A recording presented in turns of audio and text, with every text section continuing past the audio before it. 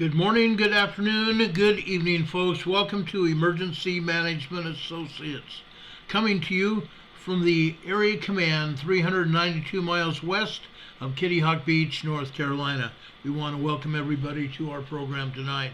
We're going to start off with the nation's national anthem and the Pledge of Allegiance. I would ask everybody now to please rise.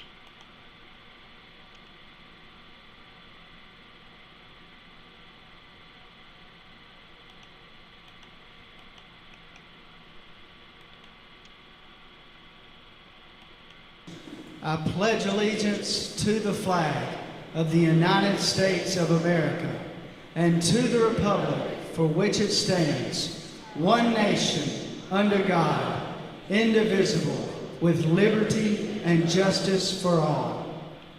Now would you make welcome, straight from Washington, D.C., the United States Army Corps Quartet. Yeah.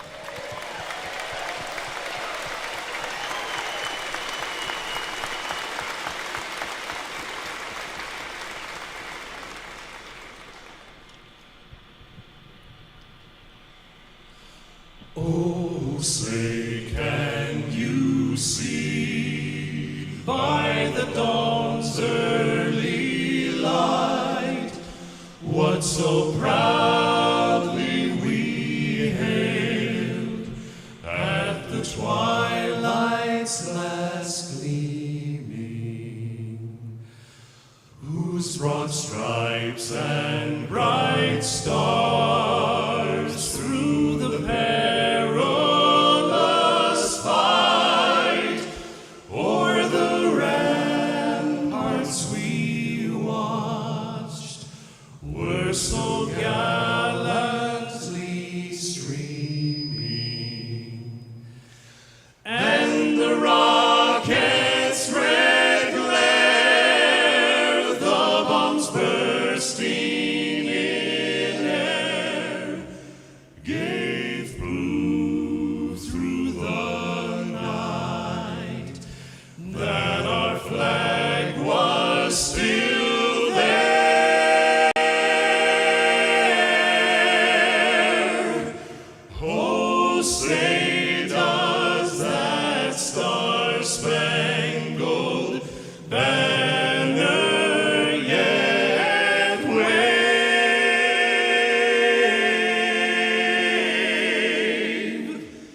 o'er the land of the free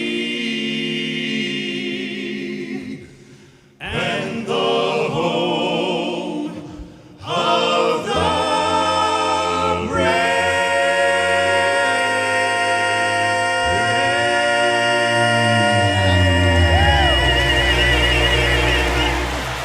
Oh, yeah! Come on, folks, let them know it. America's finest right there. America's finest, the United States Army Barbershop Quartet, performing at the Barbershop Quartet Convention in 2015. We appreciate these men and women in our armed forces wherever they might be around the globe. We appreciate each and every one of them. We want to pay tribute to them. That's why we did what we've done here on this show. We brought them front and center, giving us the national anthem here. Brought them front and center. We want to make sure that they know how much we love them and also that we love our country. I wish I could play the national anthem of every one of the countries represented on this show. It would be fabulous. From New Zealand and Australia, Japan, Central America, all the nations of Central America as well, Canada, all the way up, all over Europe, Romania and Czechoslovakia, the Czech Republic, Norway, Sweden and Denmark, Austria, I should say, Austria and France and Germany, Romania, all over Europe. We appreciate each and every one of you being here on their program. We also appreciate our allied military forces as well, wherever they might be, and their support of the United States. We appreciate each and every one of them. God bless you and thank you for your service. May all of you return home to your families in safety when your tours of duty end. God bless you and thank you very much for your service. Folks, we have a lot to talk about. The first thing I want to talk about is update you on what's happening in Iceland. We have a report from ABC News, but first, they have evacuated the town of Grindavik. Grindavik, Iceland, has now been evacuated. I'll let this report run and let you know what's going on.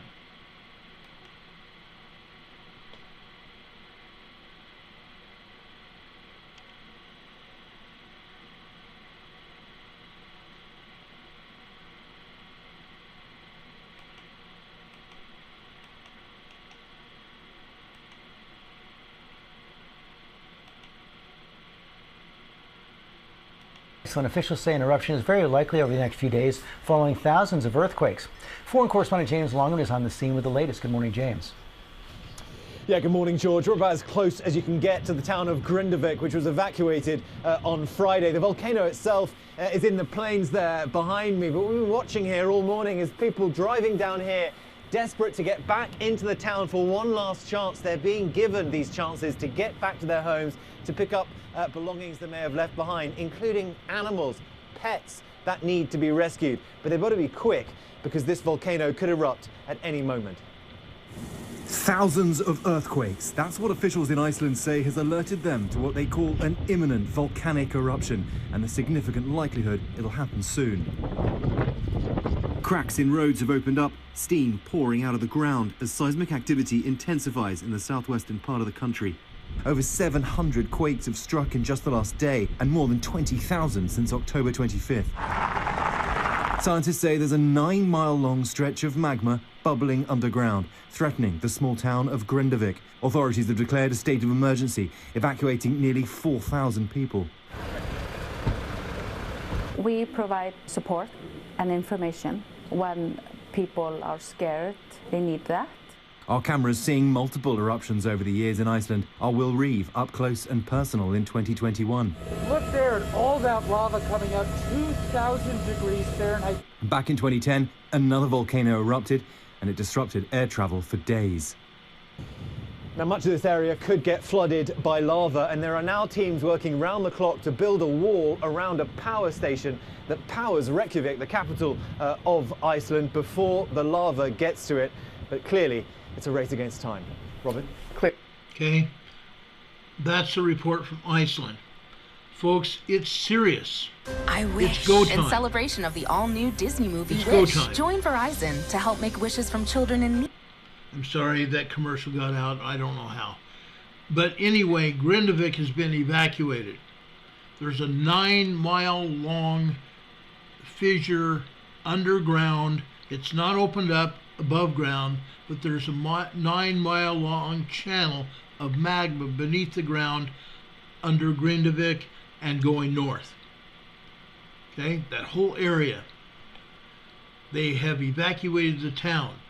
Now, if you remember back to Hawaii, remember when we had the volcano at Kilauea? Kilauea volcano going up, Halemaumau crater, and they were afraid for power stations all over that area around the volcano. They evacuated the town of that area. They also evacuated the power station that was just north of Kilauea. They did not build a wall around it. They took chemicals out of the area because they were afraid that that area would be inundated by magma. That didn't happen, fortunately. Well, this case, that power station that I showed you on the map, and I'll go back and show it to you in a minute. That power station has been evacuated. They're presently building a wall around that power station. Let's go over to the USGS map and take a look at it. I think it's very good that we understand what's going on here.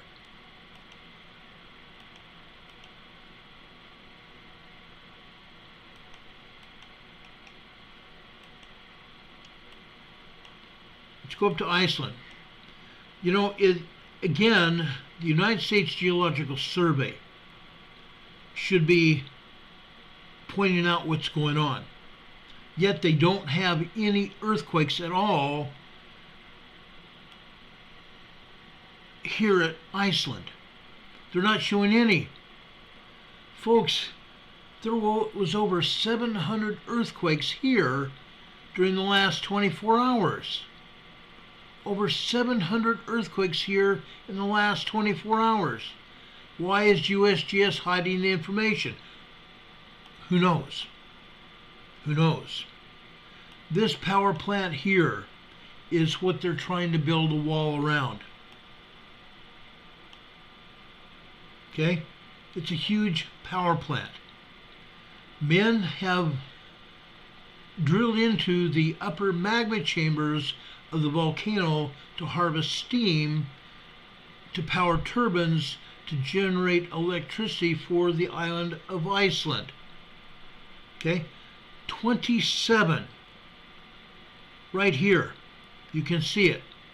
27 turbines here. 27 different turbines that power enough or generate enough power to power the entire country of Iceland. They're building a huge wall around it as we speak. The town of Grindavik here, just to the south, 4,000 people lived in this town. Many of those people worked at the plant. They have been evacuated out. As you saw in the film that I just showed you, that film clip, they are allowing some people in here and there to go back to their homes, evacuate their pets, and get some of the more important things that they need. But they're only allowing a handful of people in at a time. That way, if that volcano were to erupt inside that town, it would not devastate the people as much. 4,000 people have been evacuated. Okay? It's a big deal. It's a huge deal. For a time yesterday, they were saying that the town of Grindavik would probably be saved and there would be no more problem. But they have evacuated the town and they're only allowing a few people here and there back into the town. It has been evacuated and it's going to continue to be evacuated. My buddy Matt Martin was here on the chat and asked if it was going to be like another event in Centralia. No, it's not. I don't think that's going to happen. But folks, you saw what that film showed us. Okay? Huge fissures have opened up outside the town and inside the town. Great big huge fissures have opened up. Steam is pouring out. Yesterday the scientists told us that steam was probably ruptured structural chambers that were put in there by the city and the state of Iceland. That's not the case.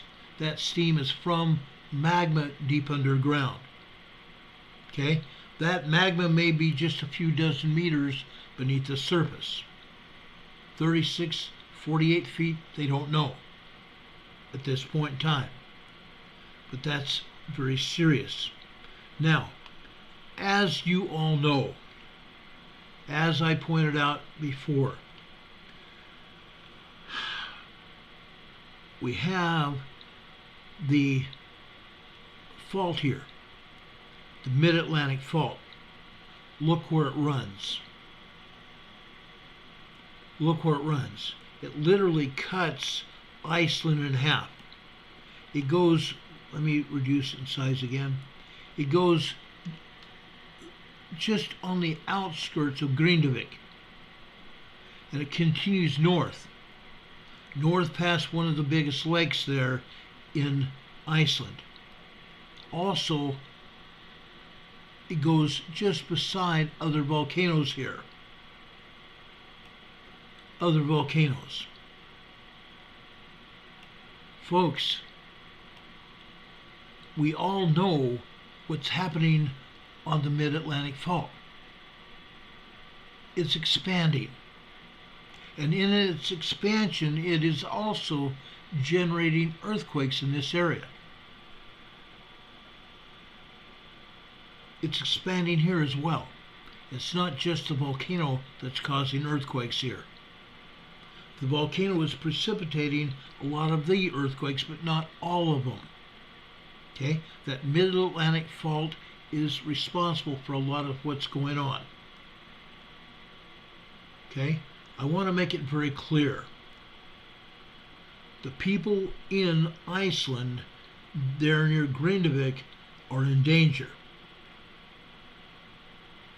They have been evacuated from that area. That town may be yet destroyed. The people that are building that wall around that power plant may also be in danger. The people that are building that power plant may also be in danger. Now I want to show you this.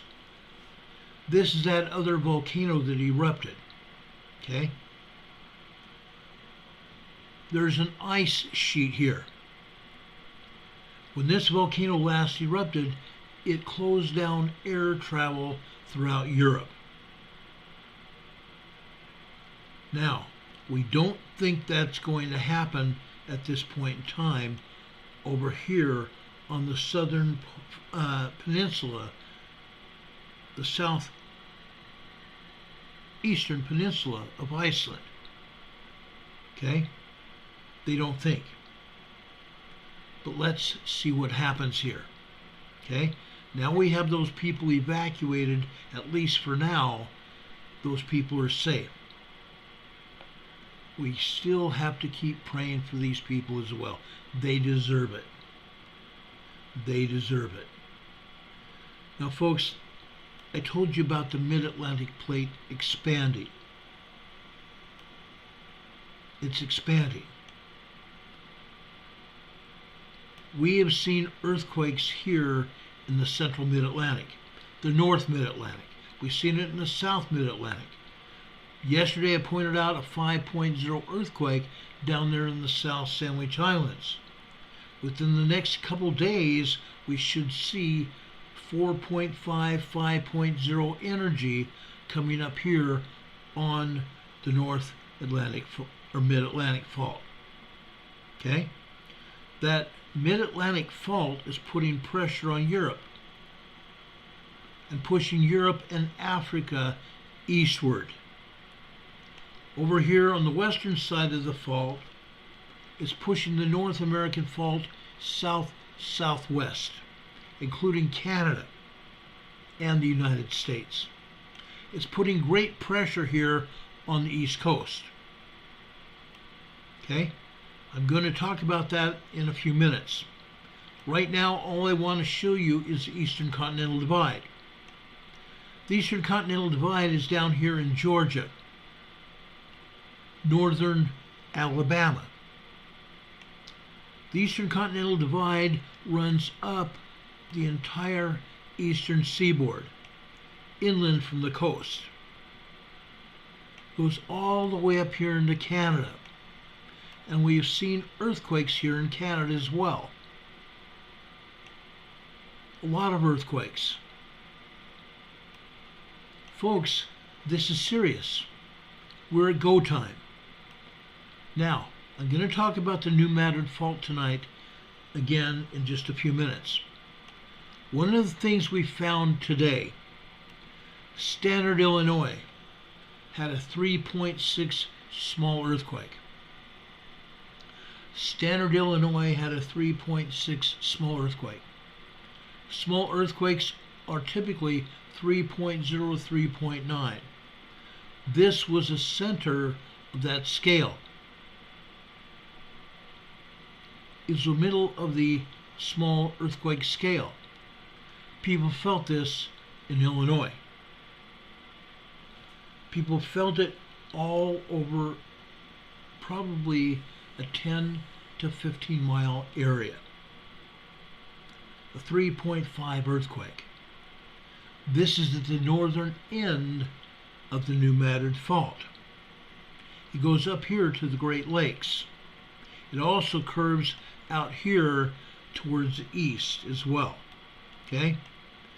Down here, you're going to have to remember this because I'm going to talk about it in a few minutes. Down here in Tennessee, we also had a 1.5 tremor, Tiptonville, Tennessee. Well, guess what, folks? That was not the only thing that happened in Tiptonville, Tennessee today. In a few minutes, I'm going to show you a lot more than that. Remember Tiptonville, Tennessee, a 1.5 tremor. There's a lot more than that going on here on the New Madrid Fault. Over in Oklahoma, this is in Kansas, I'm sorry. I'll get to Oklahoma in a second. This one is at Bluff City, Kansas. It's a 2.7 earthquake. Okay, let's take a look at Bluff City, Kansas.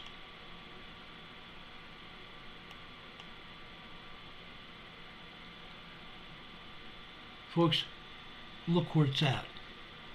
Bluff City, Kansas is on another fault here. See this big fault here? It runs hundreds of miles. That's why this 2.7 earthquake hit here in Kansas today. It's right on top of the fault. Right on top of the fault. Now, we have earthquakes down in Oklahoma. Let's take a look at this. Okay? This is in Langston, Oklahoma. We've had a handful of earthquakes here in Langston before. Let's take a look at this. See what happened here in Langston today. Okay? Langston is a pretty good sized town, or city, should I say. They say this is west-southwest of Langston. Let's go over here, guys. West-southwest of Langston.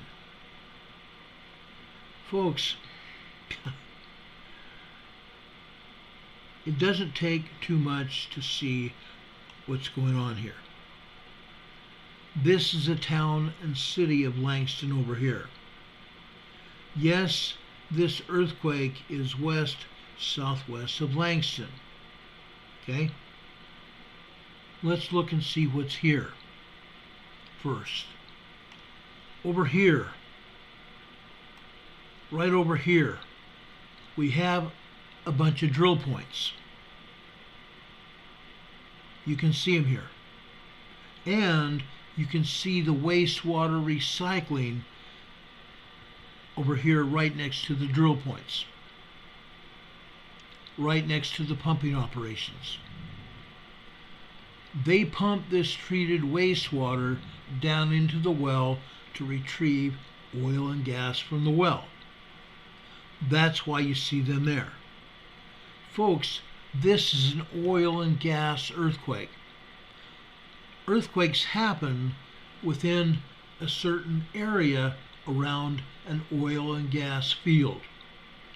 Anywhere from 6 to 10 miles away from that oil and gas field, we can have an oil and gas earthquake.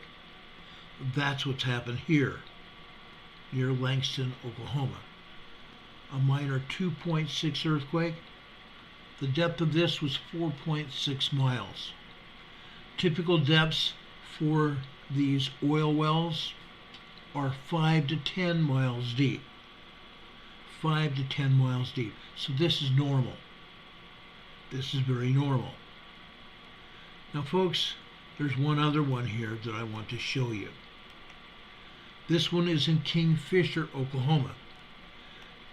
If you remember, sometime in the last 4 years, actually it's over 4.5 years that we've been on the air.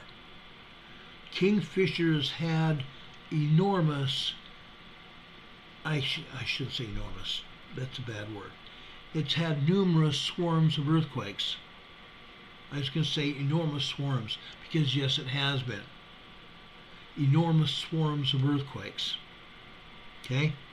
As you can see, this 1.5 tremor that's 4 miles deep, it's right in the middle of an oil field here.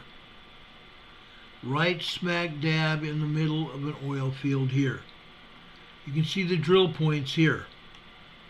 The pumps and jacks in this area. They're all over this area, guys. Literally all over this area. This is an oil and gas quake in Kingfisher, Oklahoma. Now, the last time we had swarms here, the people in Kingfisher decided they were not going to allow any more drilling. The drill points are already there. Regardless of whether the town, the city, or the state allows any more drilling, when the seismic energy hits these oil wells, guess what happens? It fractures the rock at the drill points. It fractures the rock around the well. Each of these wells is a man-made earthquake fault. That's why this happens. These are man-made earthquake faults. 586,000 drill points in Oklahoma by itself. 586,000 pumps and jacks all over Oklahoma. Literally. I'm not joking. Literally. That's what's going on in Oklahoma. Over in north central Texas, this is a 2.1 earthquake. USGS has this as western Texas. This is Hermele, Texas. Hermele, Texas. A 2.1 minor earthquake here. I'm going to zoom in here to let you see exactly what's going on here. Drill points all over this area. Each of these squares and oblong pads here are drill points. And it doesn't matter whether the drill points have pumps and jacks still on them. The drill point is still there. The hole has still been dug. That's why these earthquakes happen. The seismic energy hits these man-made earthquake faults and causes earthquakes. This is just minor compared to what these were doing, these earthquakes were doing during the past 2 to 3 years. We had swarms 3.5 and even up to 4.5 magnitude here in Kingfisher, Oklahoma. Kingfisher, Texas. This one is from Hermele, Texas.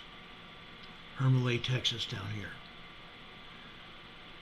Okay, we've had numerous earthquakes in Hermele, Texas as well. Let's go further west here. This is Covanosa, Texas. Covanosa, Texas. This is right in the middle of pumps and jacks. Oil and gas quake. This one here, Toyah, Texas. This is just one of probably hundreds of earthquakes that we've seen here in Toyah, Texas. A 1.8 tremor here today. Over here in northwestern Texas here. Actually, this is still southwestern Texas here. I shouldn't say north. This is Mentone, Texas. Look at the swarms of quakes here. That's why I'm here. I want to show you these swarms, guys. This is getting serious. Okay? This is an oil and gas field here. You can see the oil and gas pumps all over this area, these plots all over this area. Okay? This is a 2.4, a mid-range minor earthquake. This is a 2.5, also a mid-ranged minor earthquake. This is a 2.3. This is a 1.5. This is a 1.7. This is a 1.6.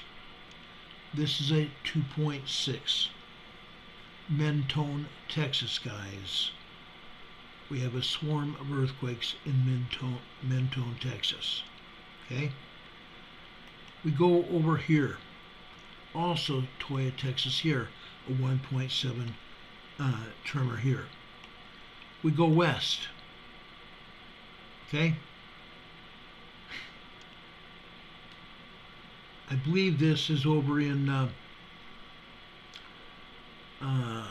what's it called? Can't remember the name of the town here. It's not White City, New Mexico. USGS would say it's White City, New Mexico. It's not. It's in Texas. This is a 2.0 earthquake. This is a 1.8. We're having swarms here as well. Look at this. Look at all the oil and gas pads all over this area. You can see them. You can see them. They're very evident. They stick out like a sore thumb. This is a 1.8 here. This is a 1.6. Over here is a 1.8 also. All of these are oil and gas quakes, guys. That's a 2.3 there. Oil and gas quakes in western Texas. Okay? Just so you know, they're moving. They're moving. This one is a new one here. We do not often see earthquakes here in Fredonia, Arizona. This is a 1.8 tremor here. This is in the Rocky Mountain Fault area. The Rocky Mountain Fault. The Rocky Mountains is a huge fault that is the Western Continental Divide. The Western Continental Divide. This is a 1.8 tremor here. Okay? Every once in a while we'll have a tremor in this same general area. This is the first time near Fredonia, Arizona. Okay? You don't see any earthquakes over here near Salt Lake City. There are. Just because the USGS does not show any earthquakes, they are wrong. Omission is like a lie.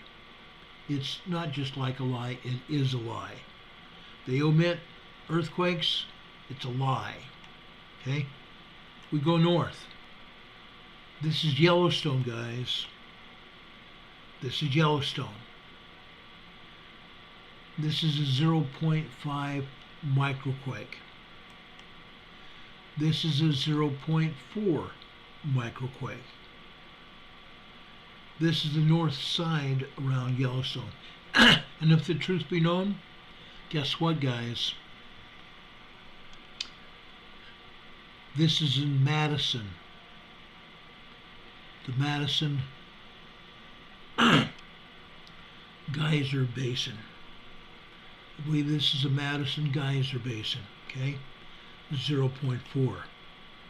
0.5, they say this is 6 miles northeast of Yellowstone. No, it's not. This is west of Yellowstone. Again, they cannot get the directions correct. I wish they could. I really do.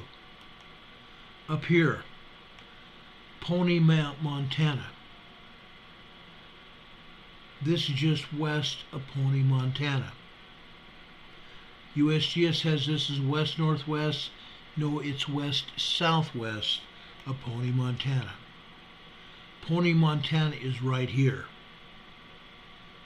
Okay? This is west-southwest of Pony, Montana. A 0.4 microquake here. Further north here, 1.7 quarry blast here near Butte, Montana. A 1.7 quarry blast. I will give it to USGS this time. It is at a quarry. It's 1.2 miles deep. Folks, I do not think that they blast 1.2 miles deep. Folks, look where this fault is. Look where this fault is. This fault runs very long, deep miles. There's a fault here.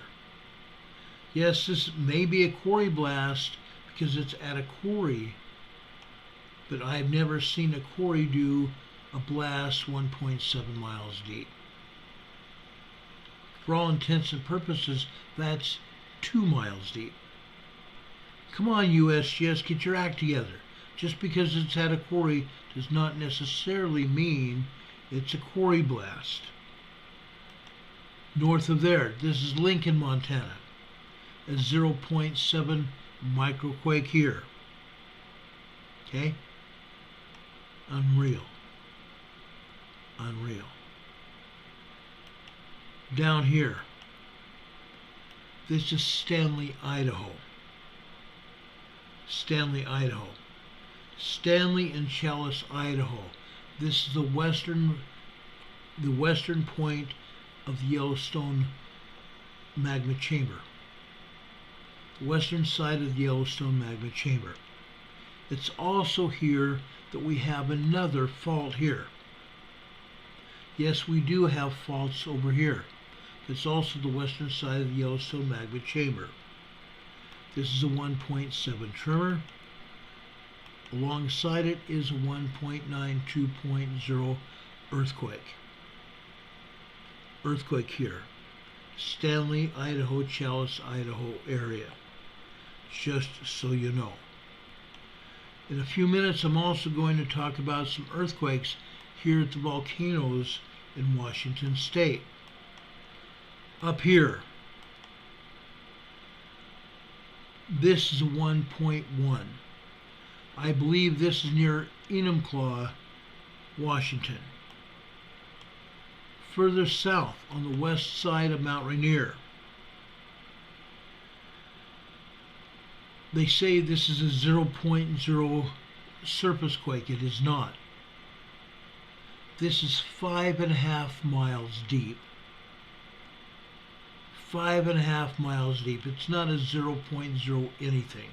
I'm going to show you plenty of earthquakes and tremors happening at Mount Rainier today. Okay? Let's go down here to Mount St. Helens. They're showing a 0.4 microquake here, right down the center of the volcano. This rock here is volcanic rock that hardened after Mount St. Helens' last eruption. This is the plug that's holding the magma inside the volcano. Folks, this tremor, 0.4 microquake, happened 3.5 miles deep inside the volcano. 3.5 miles deep inside of the volcano. Like I said, in a few more minutes, I'm going to show you the activity at both of these volcanoes. Here, southwest of Mount St. Helens. Coloma, Washington, a 1.1 tremor here. Probably magma going up to the volcano. There are magma chambers running from the ocean over here that run all the way up to these volcanoes. Okay? You can see Southern California here. You can see Northern California here. Okay? This is 1.6 near Huntville, excuse me, not Huntville, Boonville, California. I don't know why I said Huntville. There is a Huntville there too. This is 1.1 tremor at the geysers. This is one of those geothermal facilities just like we saw just north of Grindavik, Iceland. Okay? Men have drilled into the upper magma chambers of the volcano that's right here, the Clear Lake volcano. Men have drilled into the upper magma chambers of that volcano to obtain steam to power turbines here in the Geyser Basin. It's not really a basin, it's a bunch of hills here. And there's tremors all over these hills. There's also drill points. Okay? Drill points that you see here just west of that building there. West of that building. I'm trying to find real quick. There we go, right here. This is one bank of turbines here. There's 80 different turbines in the geysers facility. This is one bank of 8 turbines here. Okay? They take steam from the volcano to power the turbines to generate electricity for Pacific Gas and Electric, Rocky Mountain Power, and 3 other energy conglomerates in California. Okay? Look at all the earthquakes here. 0.3. Let's look at the ones that are in red here. This is a 0.3 also. This is 0.8 tremor here. Actually microquake. Anything 1.0 or less, actually 1.0, 1.9 are considered to be tremors. Less than 1.0 are microquakes. Okay? Literally all over here. Typically we have 20 to 35 earthquakes here every day. Every day. 7 days a week. We go further south here. Dillon Beach, California.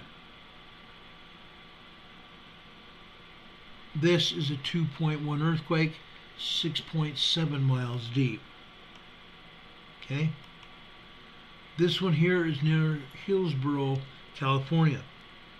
A 1.4 tremor on the west side of the San Francisco Bay, right on top of the San Andreas Fault. South and west of that on the Hayward Fault, we have a 2.2 earthquake near Sonol, California. 2.2 miles deep on the Hayward Fault. We go further south. This one's on the Calaveras Fault here. A 2.1 earthquake near Los Banos, California. They say this is a 0.0 surface quake. It's right on top of the San Andreas Fault here. Right on top of the San Andreas Fault, Los Banos, California.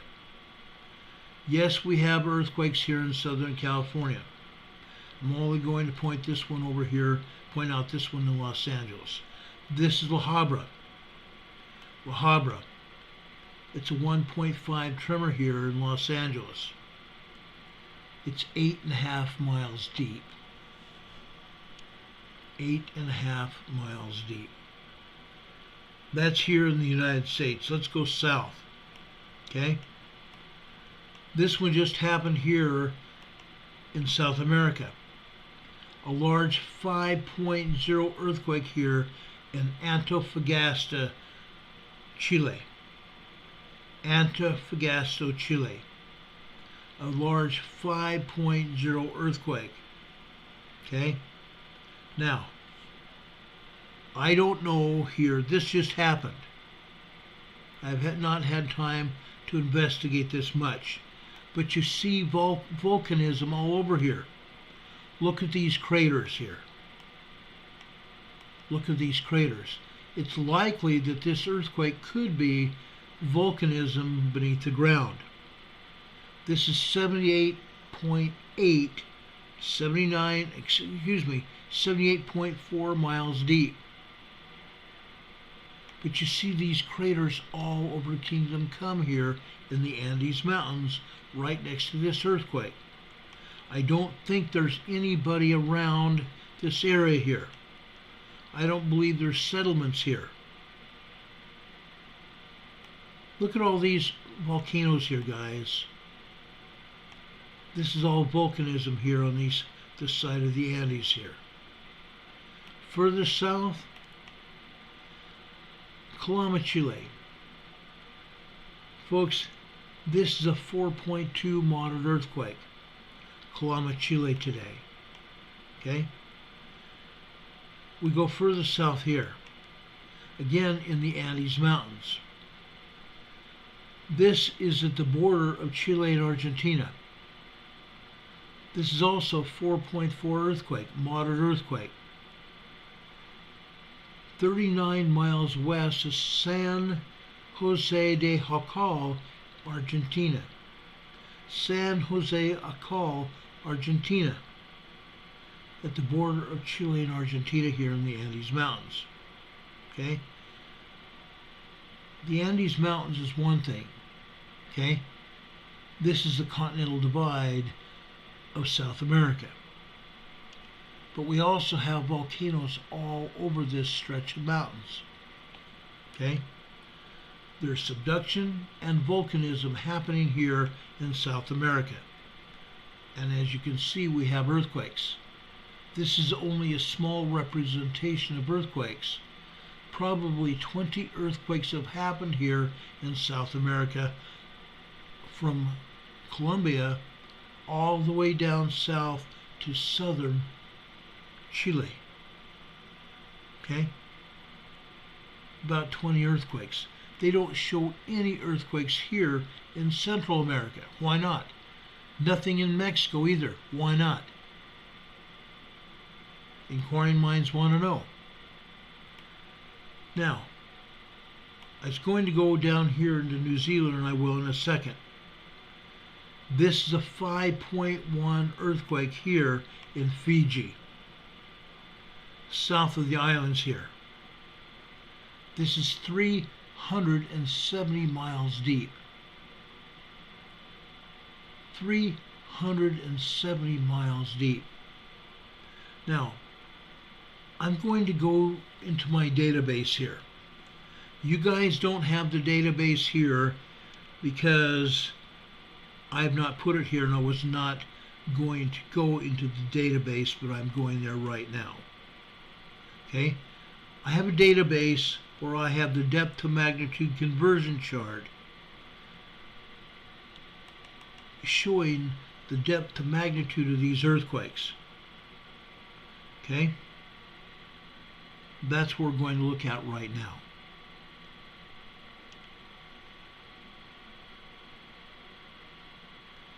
"370 miles deep, guys. That's pretty darn deep. Okay? I'm bringing up the depth to magnitude conversion chart here. And folks, just for your interest, I think I'm going to go a step further.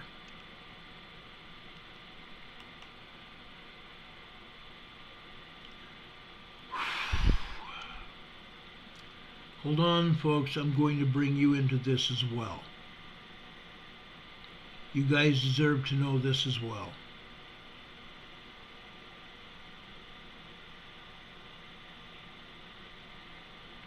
My gosh, where's my...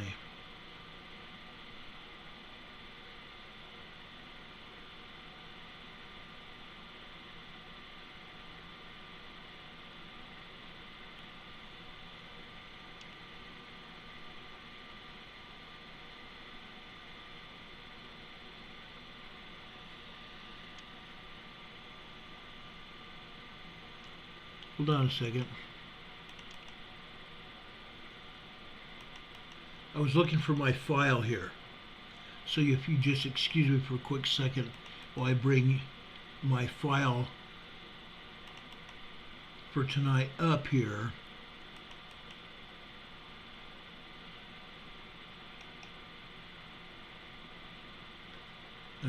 I want to show you this so you can see how deep this earthquake is and what is actually going on here.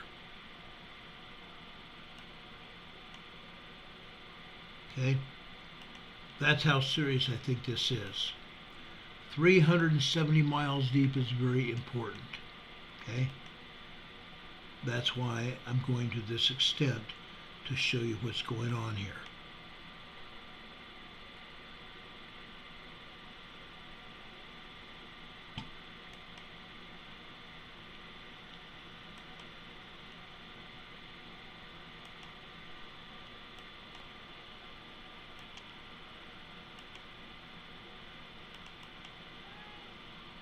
Okay, that earthquake is 370 miles deep. Let's open this thing up. Okay, I want to show you something.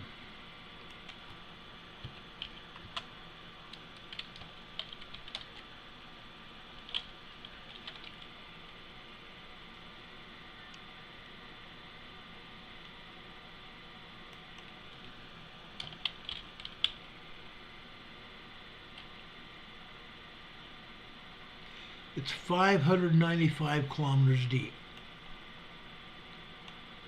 595 kilometers deep. Don't you think that's pretty deep here? Let's look at 595 kilometers deep.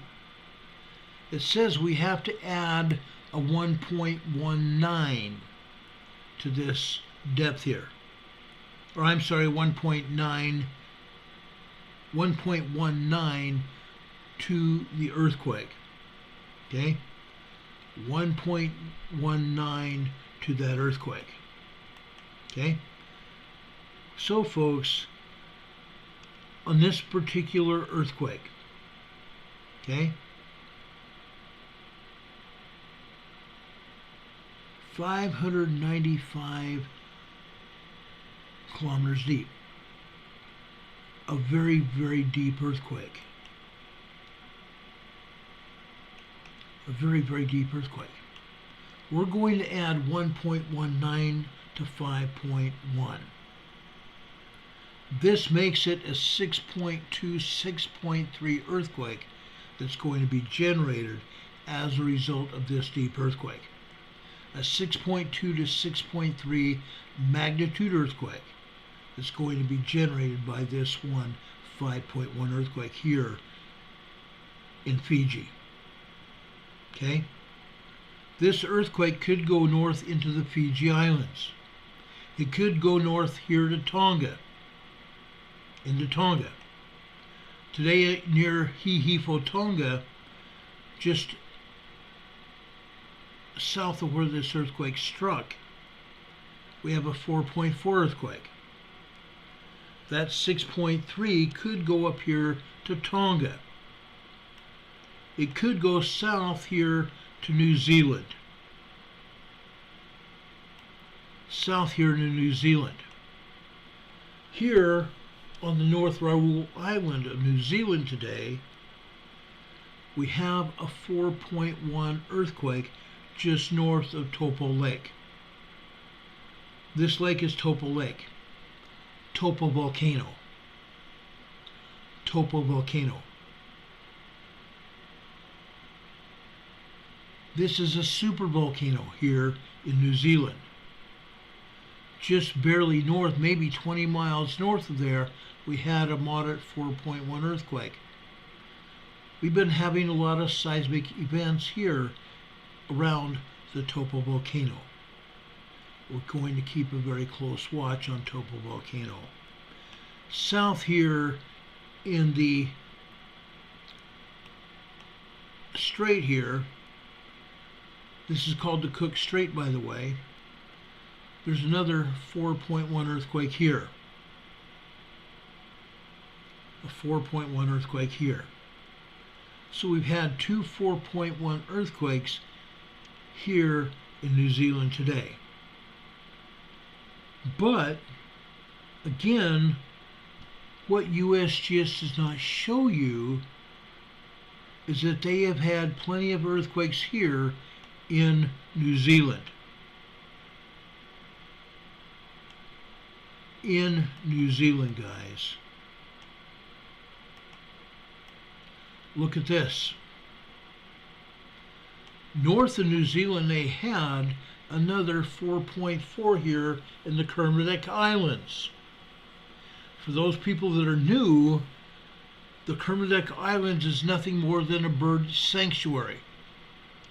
The islands are surrounded by rocks underneath the water. The only time any scientists can get in to check on the birds is during high tide. Otherwise, their boats would get dashed into the rocks here that surround those Kermadec Islands.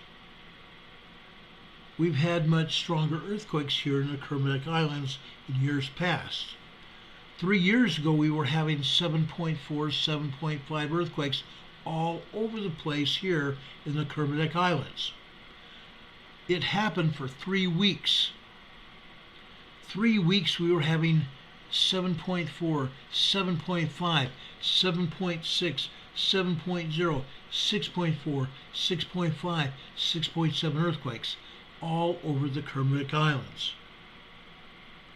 This is normal. This is normal for a 4.4. We've had large 5.0 and 6.0s here in the past. Kimberly Hopkins just gave us a $5 super chat. Thanks, Kim. We appreciate that. God bless you for that. We definitely appreciate it. We appreciate all the support that you can give us. We appreciate all the support you can give us. Now, just to let you know, look at all these earthquakes here. Mostly around the North Island here of New Zealand, we've had 3s and 2s here. 2.4, 2.3, 2.6, 2.7, and 3.5s. The same thing down here on the South Island here. Those 2 earthquakes here are 3s on the South Island. It's been very busy here in the Kermadec Islands. Of course, the United States Geological Survey will never tell you that. They'll never tell you that. They want to continue to lie, omit the truth. Okay? That's what they do best. This smaller earthquake here is a 4.8. A 4.8 here. This is southwest of Hohuma, Tonga. Hohuma, Tonga. Okay? A 4.8. This is 45 miles deep. Okay? 45 miles deep. Now this is another bunch of earthquakes, 3 earthquakes here in Indonesia. But what they're not telling you is there's 20 other earthquakes here in Indonesia. This one is in the Banda Sea. This is a 5.0 aftershock of the 8.0 earthquake that hit here almost 2 weeks ago. A large 5.0 today aftershock of the 8.0 earthquake that hit here 2 weeks ago. North of there, Manado, Indonesia. This is a very large 5.7 earthquake. A very large 5.7 earthquake. This hit out here just north of Manado, Indonesia. For the most part, the seismic waves from this earthquake were dissipated by the ocean waters here in Indonesia. If there was any shaking that was going on land surfaces, it was a lot more minor than the 5.7 suggests. 5.7 earthquake, if it hit land, would be a very dangerous earthquake. A very dangerous earthquake. Over here off the coast of Sumatra, they're showing a 4.8.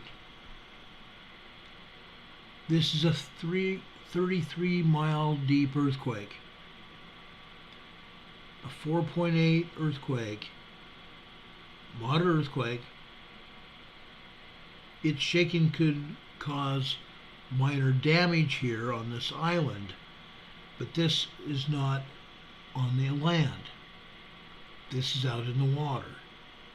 The ocean water absorbed and dissipated the shock waves from this quake.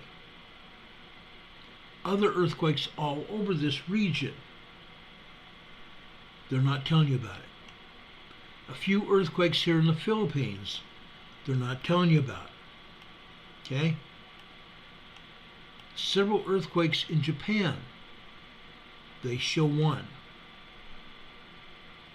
This is a 4.1, 120 miles deep. A 4.1 moderate earthquake, 120 miles deep here. Northeast of Musaki, Japan. Musaki, Japan. Okay? A moderate earthquake. There's a few other earthquakes I won't even go into right now. They're just moderate quakes, moderate small quakes. Okay?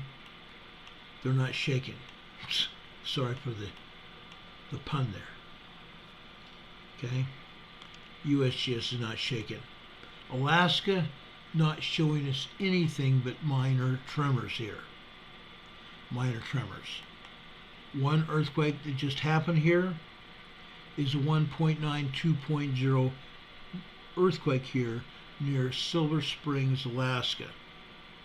7 miles southeast of Silver Springs, Alaska.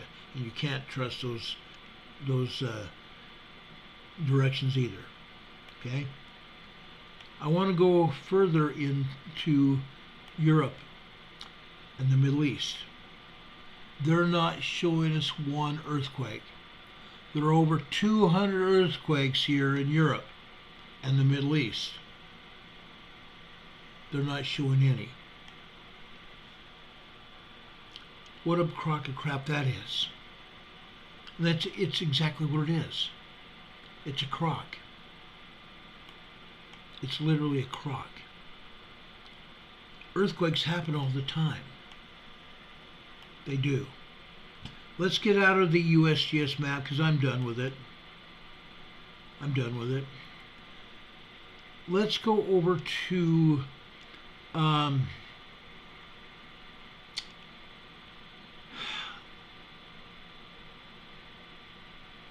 let's go over to the Pacific Northwest first. Okay?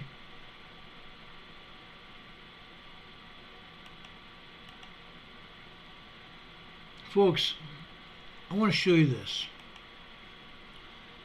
This is Mount Rainier, Camp Muir.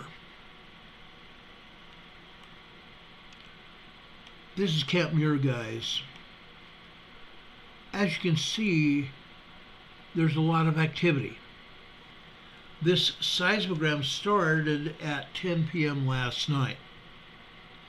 Each horizontal line here represents 15 minutes of time.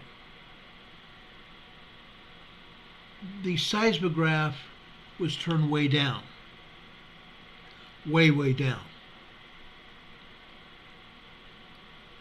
The information I'm going to show you is not just on this seismogram here. I'm going to show you several here at Mount Rainier in just a minute. But folks, what we have here, you see these magma pulse signals here. Most of these magma pulse signals are after 12:30 this morning. Okay? It's only showing you a small amount of magma coming into Mount Rainier. A small amount. That's really interesting, because Mount Rainier has been having earthquakes here. A lot of earthquakes. What you see over here on the top right of your slide right now are just tremors. Tremors. Look what happened here today. This started gearing up after 10 a.m. this morning. You see a lot more magma coming into the magma chamber. And if the seismograph was still down, the large amount of magma that came into this volcano literally overpowered the electronics of the seismograph, because these horizontal lines show a great amount of magma coming into Mount Rainier here. The Camp Muir seismograph is showing a lot of magma here. It's also showing some tremors here as well. On these individual lines, there's some minor tremors here. Okay? This amount of magma causes rock fracturing when it's entering the volcano. Okay? That's a lot of magma. Again, they're not showing you everything. Okay? I keep telling you that. Okay? And I'm going to show you why in just a minute. Okay? Good old Mount Rainier. Now, I just love this. This is Camp Sherman. What are the differences between the Camp Muir and the Camp Sherman seismogram? Number one, the Camp Sherman seismogram is showing a great deal of magma coming into the magma chamber, isn't it? Isn't it interesting how one seismogram, this one is on the north side, on the northern rim of Mount Rainier, and the southern rim of Mount Rainier is showing less. Okay? Folks, we had a large amount of magma coming into Mount Rainier last night, regardless of what the other seismograph had to say. The other seismograph was turned down, and the seismograph showed us very little of anything. This shows us a great deal of magma here. It also shows us earthquakes. Okay? Each individual line is at least a tremor. If you have lines without dots in the middle of them, those are steam signals. Steam signals. Okay? Notice here, just after approximately 5:45 this morning, 5:45 this morning, we have a good-sized earthquake here. A good-sized earthquake.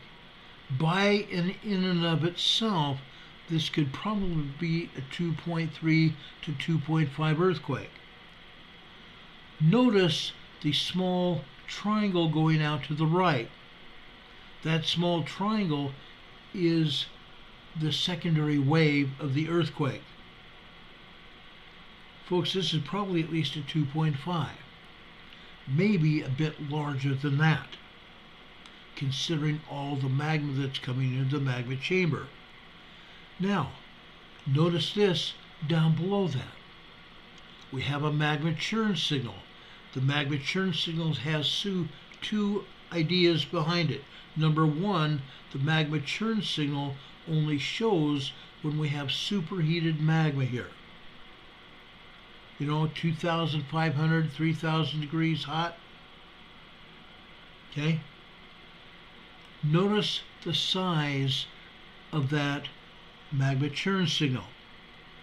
Magma churn signals are typically 23 to 24 lines high. Let's check this out. 1, 2, 3, 4, 5, 6, 7. That means the seismograph has been turned down to about 26% of real world. 26% of real world. So what this earthquake really was probably a 3.5 earthquake. Probably a 3.5 earthquake caused by magma.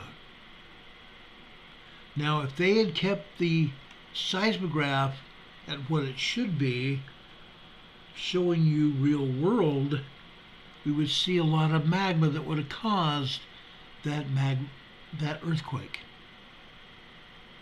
that would have caused that earthquake. But again, all it shows is some preliminary magma before that earthquake hit.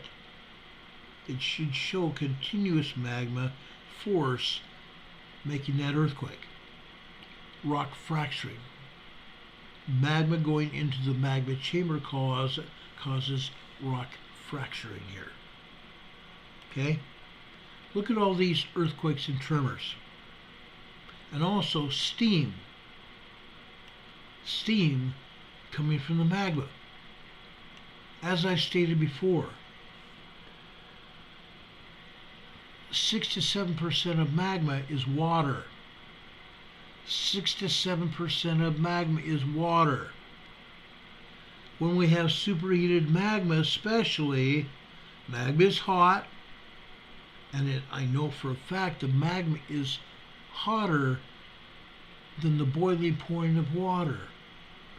So when the magma is able to boil off the water, it turns to steam, doesn't it? That steam exits the volcano through many different ways. The main reason and place it exits is at the summit of the volcano. The rock at the top of the volcano. Okay? Every volcano has that rock at the top of it, the summit, the plug of the volcano. Look at this earthquake. This earthquake lasted about 30 seconds. Lasted about 30 seconds. The top and the bottom have been cut off of this earthquake as well. Okay? They really don't want us to know the strength of this earthquake. Folks, this earthquake was probably 3.5 earthquake as well. Okay? A 3.5 earthquake. It's got a small secondary wave. Probably a 3.5 earthquake. Okay? So now you kind of get an idea of what has happened here at Mount Rainier. I've shown you two seismographs from Mount Rainier here. That's a lot of energy, huh? That's a lot of great information. Now, I've shown this to you for a reason. Okay? I'm going to compare Rainier now to Mount St. Helens. Okay? Let's go over to Mount St. Helens now. Okay? For the past 2 weeks, Mount St. Helens was showing you a lot of energy, a bunch of earthquakes, to the tune of maybe 50 earthquakes a day, several hundred earthquakes every week for several weeks. They thought that this volcano was going to erupt, and it may still erupt. It may still erupt. But quite honestly, there's not enough energy here to show a possible eruption. It's not there. It's non-existent. Now, I'm going to show you here another magma churn signal. Another magma churn signal. I want you to count the lines with me here. This is important. 1, 2, 3, 4, 5, 6, 7. 7 is in the middle. 8, 9, 10, 11, 12, 13, 14 lines high. 14 lines high. Folks, this seismograph on the East Dome of Mount St. Helens, for the first time in a long, long time, is showing 60% of real world. 60% of real world. Now, while we have tremors here, it's obvious we have tremors here. Some of the lines are thicker than others. magma pulse signals causing that. Magma pulse causing that. Magma coming into the magma chamber, and it has less effectiveness, meaning less magma and less pressure. More pressure causes earthquakes and tremors, doesn't it? Absolutely does. Okay? Throughout this seismogram, you only see a few lines where the magma is heavier or not, meaning the lines are thicker. All you see really here are two earthquakes here at Mount St. Helens today. This one in dark blue here. This is like a 2.8 earthquake. Like a 2.8 earthquake. That is a minor earthquake. It could be 3.0. I'm giving them a benefit of a doubt. This is at least a 2.8 earthquake. Over on the left-hand side, that, folks, should be a 1.8, 1.9 tremor. It could be a 2.0 because this seismograph has been turned down a little bit. A 40% turn down compared with almost 100%, 80% turn down of most of these seismographs. Okay? This is the first time that we have seen a seismograph that's been turned up to 60% or better. It's a first. Okay? Now, that was East Dome, Mount St. Helens. That was also the Pacific Northwest Seismic Network seismogram. Okay? East Dome, Mount St. Helens. Let me show you East Dome, Mount St. Helens VOF frequency. Okay? This is the HHN channel of that seismograph.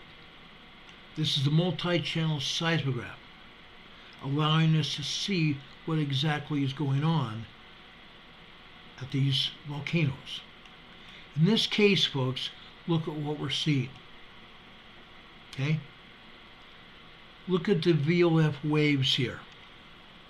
These more active waves show a large amount of magma coming into the magma chamber. A large amount of magma coming into the magma chamber. Okay? Yet, the seismographs were not allowing us to see this. Okay? A large amount of magma coming into the magma chamber. Now, notice this earthquake in the center of your screen here. Okay? This is a 2.8, 2.9 magnitude earthquake. 2.8, 2.9 earthquake. Over to the left. Remember that earthquake that we showed you on the other seismogram? This channel has turned up the sensitivity to the seismic signals. This earthquake that I showed you looked like maybe a 1.8, 1.9 tremor. Look what we're seeing here. This shows that earthquake to be a 2.4 earthquake. A 2.4 earthquake. That's a real change from it being maybe a 1.8, 1.9. Okay? Look at all this active magma coming into Mount St. Helens. This is quite a change, isn't it? That is a huge change here at Mount St. Helens. I have another seismogram I'm going to show you here at Mount St. Helens.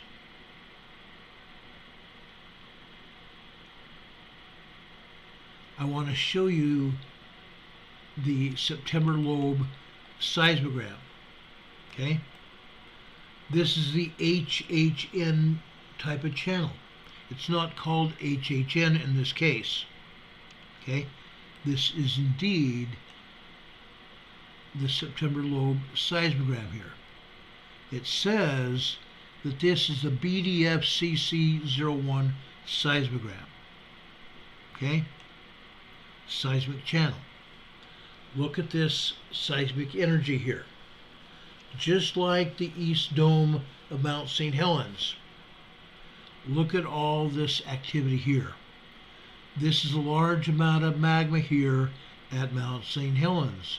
And yet, the seismograms are not allowed to show this. Okay? This volcano, even though the seismograms do not show it, this seismogram here does. The others don't. The other seismograms have been turned way down. Not allowed to show exactly what's happening. This one does. Okay? This is a large amount of magma being allowed to enter Mount St. Helens. If you just went by the other seismograms of Mount St. Helens, you would say things have calmed down here at Mount St. Helens. They have not. They have not necessarily calmed down at all. The scientists are not showing exactly what's going on. That's the difference. You have to go digging for information to find it. Okay? Both Mount St. Helens and Mount Rainier look like they could erupt. Regardless of what USGS would have us believe, or the Pacific Northwest Seismic Network. Both of these volcanoes are in a pre-eruptive stage. They should be code yellow, caution. They should be both code yellow, caution.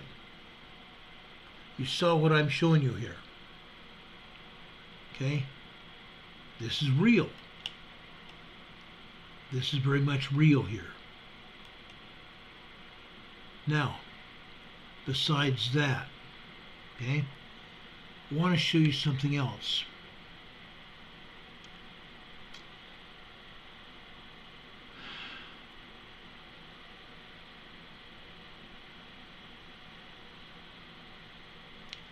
Let's go over here to Sugar Bowl at Mount St. Helens. Again, this is the Pacific Northwest Seismic Network showing this data. Okay? The seismograph has been turned way down. You can see that. We're still seeing this earthquake here in the center of the seismograph. Okay?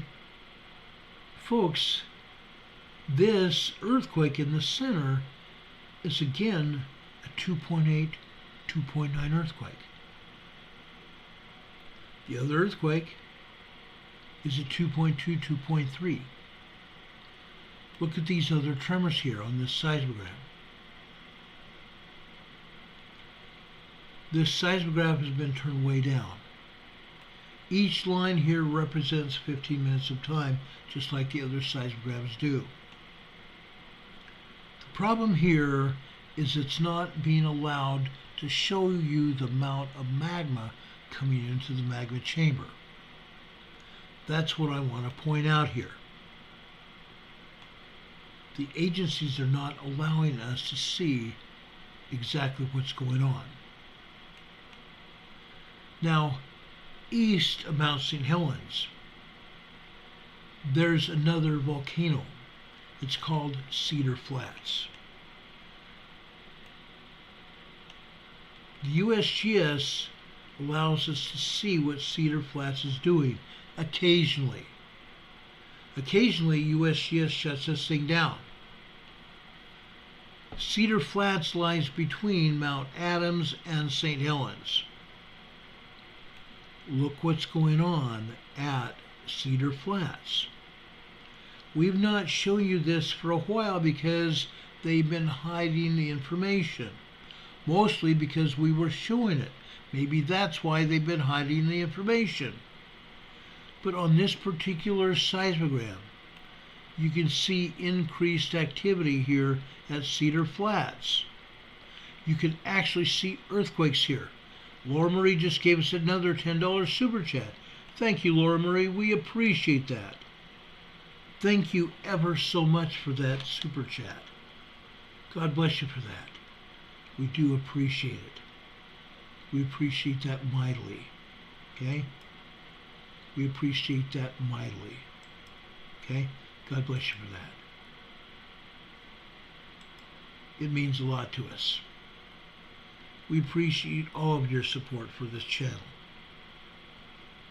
Now, folks, that's not all, folks. There's more. Let me raise this seismogram up. Look at all this activity here. These are earthquakes caused by the magma fracturing the rock in the magma channel here at the volcano. These are all earthquakes. And yes, we're even seeing some tremor activity here. Cedar Flats is very active. Cedar Flats is very active, guys. Don't let USGS and the other agencies tell you otherwise. Okay? They're omitting information right and left. Plain and simple. Omitting information. That's hogwash. That is hogwash. Now, over on the New Madrid Fault, I'm going to show you the most active seismograms because we've been here just over an hour now. Okay? I don't want to go 2 or 3 hours here.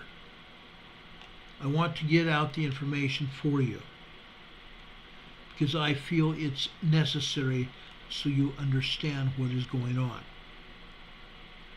Okay? The New Madrid seismic area, the New Madrid Fault. Okay? I showed you the New Madrid Fault earlier when we first came on the air, didn't we? Okay? Let's see what we have here. Okay? This is Arkansas. This is Catfish Pond, Arkansas. The seismogram is showing us earthquakes here, isn't it? Look what we're seeing here. Up near the top of this, okay? Over on the left-hand side on this black line, it's 2 a.m. Over here, this is 2:13 a.m. This is a 3.0 earthquake. 2:13 this morning at Catfish Pond, Arkansas.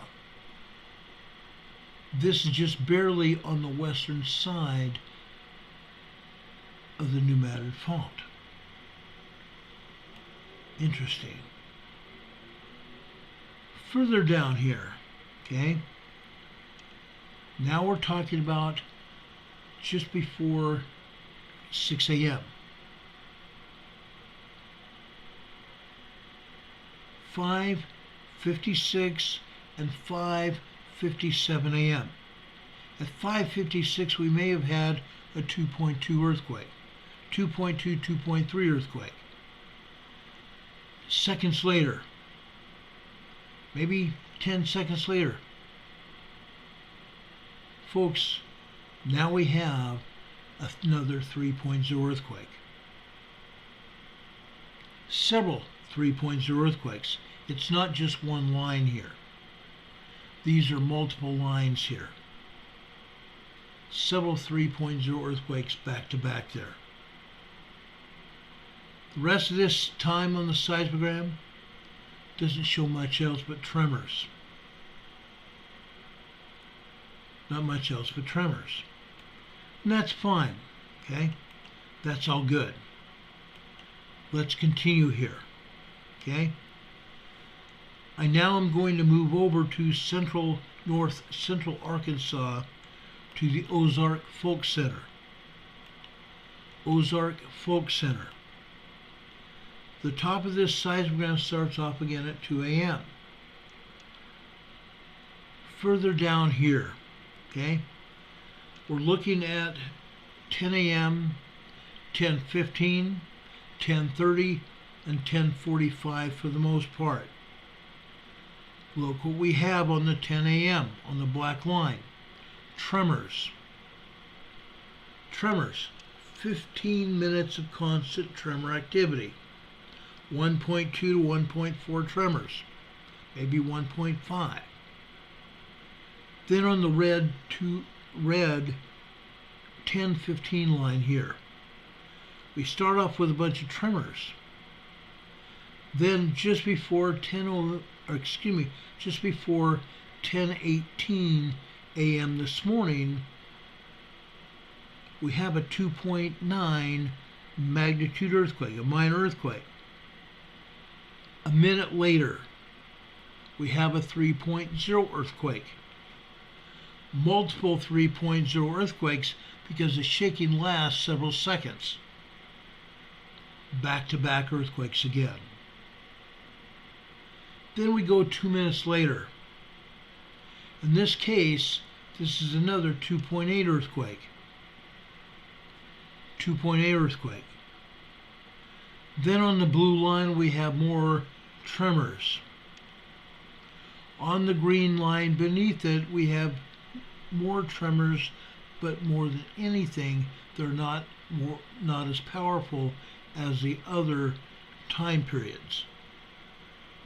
Okay? Ozark Folk Center in Arkansas. We can have earthquakes almost anywhere in Arkansas. Okay? Now, I want to show you Little River, Arkansas. This is over near Little Rock. Over near Little Rock. They are getting tremors here. They're experiencing quite a bit of tremor activity. For the most part, these tremors are not felt at all. Okay? 0.0 microquakes, 0.1, 0.2 microquakes. Then they get to be 1.0, 1.2, 1.3 tremors as well. 1.4 tremors, look at that. Off and on throughout the morning. Okay? Little River, Arkansas near Little Rock.